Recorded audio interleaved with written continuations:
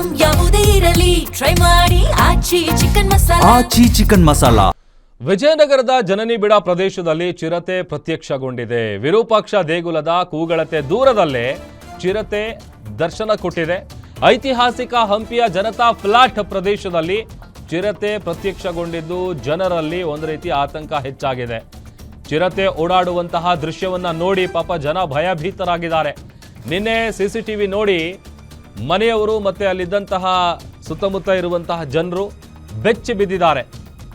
ಯಾಕಂತಂದ್ರೆ CCTV footage ಅನ್ನ ತೋರಿಸ್ತಾ ಇದೀವಿ ನೋಡಿ, ಚಿರತೆ ಓಡಾಡ್ತಾ ಇದೆ. ಈ ಒಂದು ದೃಶ್ಯವನ್ನ ನೋಡಿ ಆ ಭಾಗದ ಜನ ಸದ್ಯ ಆತಂಕಕ್ಕೊಳಗಾಗಿದ್ದಾರೆ. ಮಮ್ಮಿನ